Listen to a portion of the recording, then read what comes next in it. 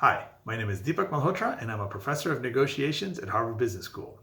I'm also author of Negotiating the Impossible and co-author of the book Negotiation Genius. In this series of video clips, I'm talking about the topic of negotiation, and in each video, I give one insight, a key principle, tactic, or strategy that will hopefully help you as you navigate your own deals and disputes. In this video, I want to talk about one way to balance firmness when it comes to negotiation and flexibility in negotiation. And here's the situation I'm envisioning. You walk into a negotiation, and often you know what it is that you want, but you might have very little visibility over what it is that they can give and can't give, where they have more and fewer constraints, where they can be flexible and where they can't. In a situation like that, it's dangerous to guess. But that is exactly what we end up doing when we walk into a negotiation and propose a deal with a following deal structure, where we say something like, here's the price we want, here are the terms we want, and here's the closing date we want, etc.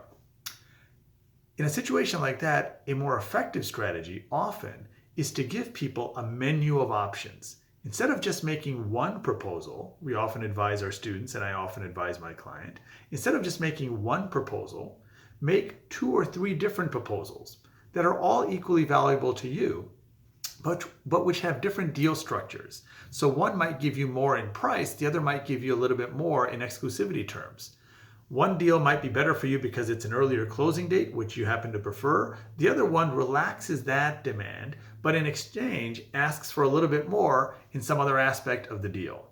When you propose multiple offers that are equally valuable to you, you increase the odds that you have made a proposal that the other side can live with as well. The thing that I always tell my students is to keep in mind, the more currencies you allow the other side to pay you in, the more likely it is that you get paid.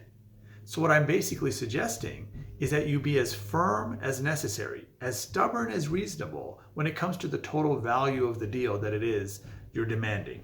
At the same time, you want to be as flexible as possible when it comes to deal structure. So you're being stubborn when it comes to the value you think you deserve, but you're being flexible when it comes to how that deal is structured so that it can accommodate their legitimate constraints as well.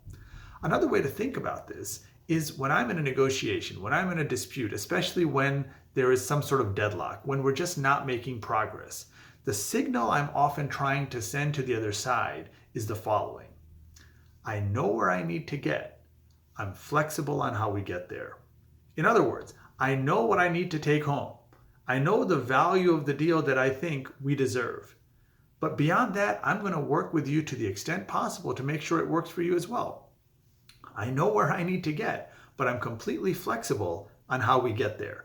And when you show that level of flexibility, it not only eases the tension, it not only shows some respect, you're respecting their legitimate constraints, it also just makes it more likely that you two, the two sides, will find a way to do this deal that gives you what you need, but allows them to do it in a way that's possible for them.